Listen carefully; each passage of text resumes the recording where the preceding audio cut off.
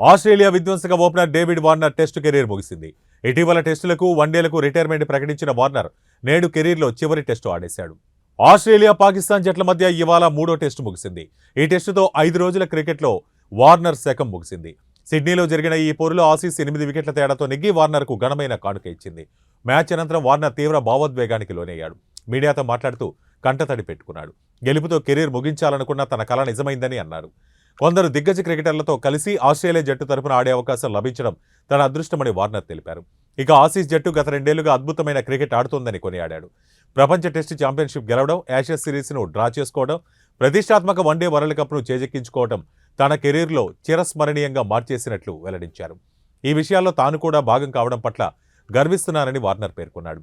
37 ఏళ్ల వార్నర్ తన సుదీర్ఘ టెస్టు కెరీర్లో 112 మ్యాచ్లు ఆడి 44.59 సగటుతో 8,786 పరుగులు సాధించాడు.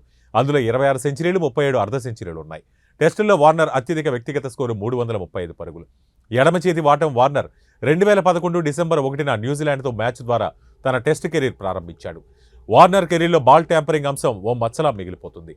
దక్షిణాఫ్రికాతో టెస్టు సిరీస్ సందర్భంగా బంతి రూపురేఖలు మార్చినట్లు తేలడంతో అప్పట్లో వార్నర్ నిషేధం ఎదుర్కొన్నాడు. వార్నర్కు ఐపీఎల్ ద్వారా ఎంతో మంది అభిమానులు ఏర్పడ్డారు. సన్ రైజర్స్ హైదరాబాద్ టీంకు ఆడటంతో వార్నర్ను తెలుగు వాళ్ళు విశేషంగా అభిమానిస్తుంటారు. వార్నర్ కూడా తెలుగు సినిమాలపై మోజు పెంచుకుని టిక్ టాక్ వీడియోలలో అభిమానులను అలరిస్తుంటాడు. వార్నర్కు 3 కుమార్తెలు కూడా ఉన్నారు.